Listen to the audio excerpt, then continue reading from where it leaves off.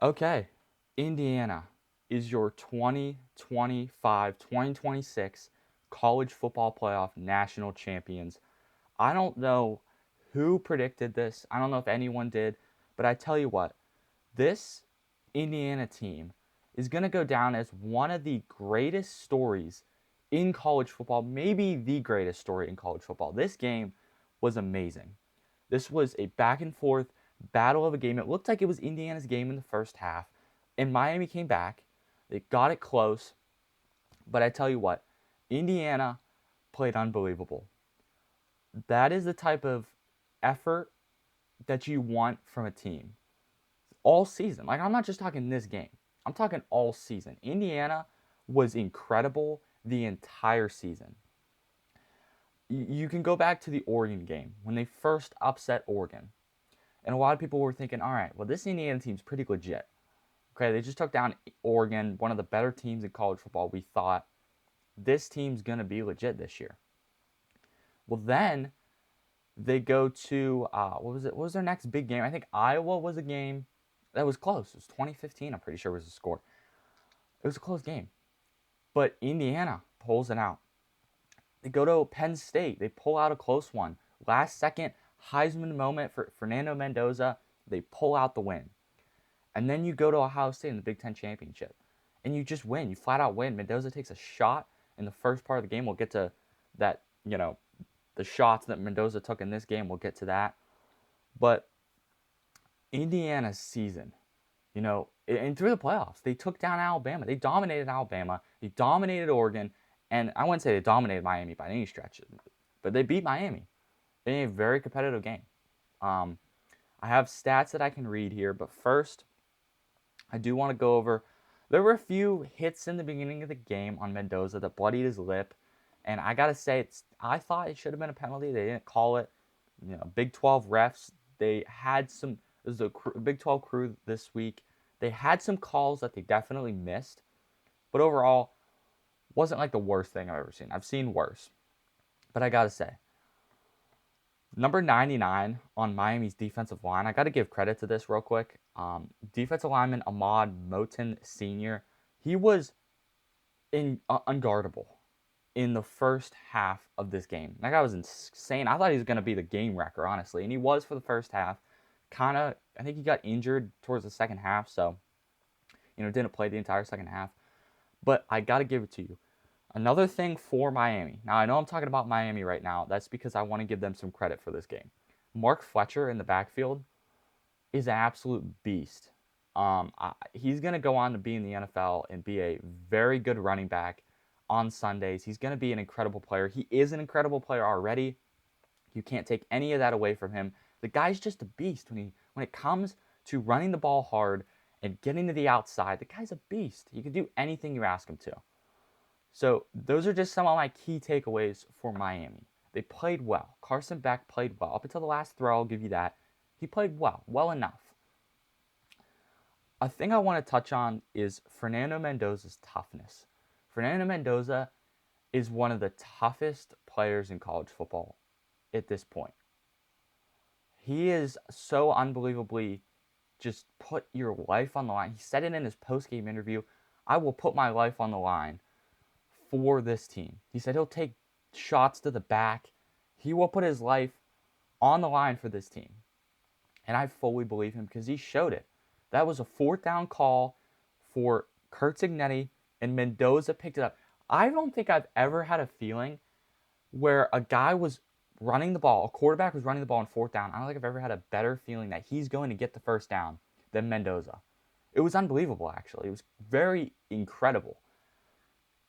Now, again, I gotta say, Miami did play well, but Miami's like receiver room with Malachi Tony played well, but give props to the big three at Indiana: Charlie Becker, Elijah Surratt, and Omar Cooper. They played unbelievable. Uh, Elijah Surratt did have a tough game. I'll give him that. Elijah Surratt played tough. He had a tough game. Wasn't his best championship game. He had a few drop passes. But Charlie Becker, I don't even know if he dropped the ball a season. That guy is clutch. With those fades that they throw him, he is clutch, man. That guy's going to go on to play 10 plus years in the NFL, no doubt. That guy is unbelievable. And Omar Cooper, another receiver that is amazing. I love that guy. He's going to be phenomenal. Those four guys, Charlie Becker, Elijah Surratt, Omar Cooper, Fernando Mendoza in the passing game is unbelievable. Unbelievable. One of the, if not the best passing combo we've seen this season. Phenomenal. Indiana just played so unbelievably well. And you know what? I got to give it to Kurt Signetti. He put his trust into this team. Now, I get it. Miami did kind of, have some bad special teams play. So that kind of did something to Miami in terms of, kind of giving the game away. I wouldn't exactly say giving the game away, but they kind of, they made it tough for them to win because of the special teams malfunctions. They had the missed field goal before the second half, like at the end of the first half. They had the blocked punt. I gotta say, this Indiana team as a whole is just so good. And even when I'm looking at stats here on the screen, like first downs, Indiana 20, Miami 15, like very equivalent. Indiana had a lot of first downs. Indiana went for it twice on fourth down, and they got it both times. Now, I'll give you Miami went for it once and got it once as well. Total yards, Miami 347, Indiana 317. It's a phenomenal game in terms of offensive yards, but defense played phenomenal. Defensive game. Rushing yards, Indiana 131, Miami 110. That was mostly Mark Fletcher in the backfield for Miami. I gotta say, literally basically no turnovers in the game except for Carson Beck's last pick, so that's another thing.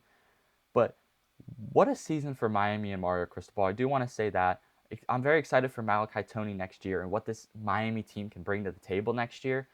But Indiana is your national champions. This is just a quick reaction video I wanted to do. We'll break this game down more. Actually, on the live show tonight, we're doing a show tonight. It's going to be at 7 p.m. Eastern time. We normally do it on Mondays and Thursdays, but we're going to be doing it on Tuesday because the national championship was yesterday. And Thursday show in the offseason is not, we don't do a Thursday show in the offseason. We do it once a week. Occasionally, I'll throw another show on a Thursday. If something big happens, I'll do a Thursday show, but won't be consistent. But we will be consistent on Mondays at 7. But tonight, 7 p.m. Eastern time, make sure you tune in. I'll break down this game more and go over some other things and going on in college football. Man, I cannot wait for next season. I cannot wait for this offseason to get into some camp intel and I cannot wait for next season.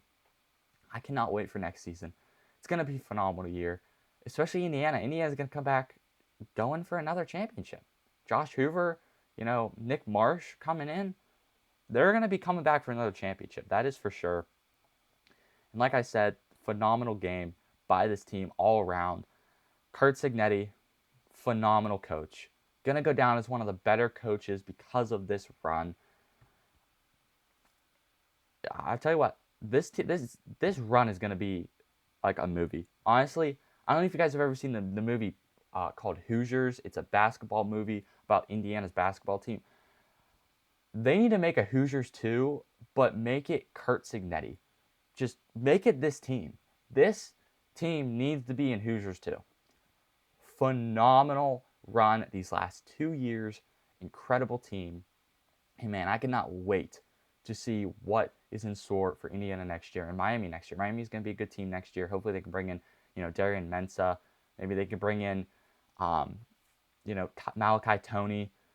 Keep him on the squad. There's going to be some tough spots to fill in the defensive line, but I think overall they'll be fine. Mark Fletcher will have to fill the running back spot, but overall Miami team's going to come back with a vengeance next year. What a run for Miami. What a run for Indiana. One of the better teams, one of the better stories we've had in college football. What a run. We'll see you guys tonight at 7 p.m. Eastern time to break down this game even further. See you guys tonight, and Indiana is your 2025 to 2026 college football playoff national champions. Congrats to Indiana. Congrats to Mendoza. Congrats to Kurt Signetti and the entire Indiana fan base, entire Indiana team. You guys deserved it.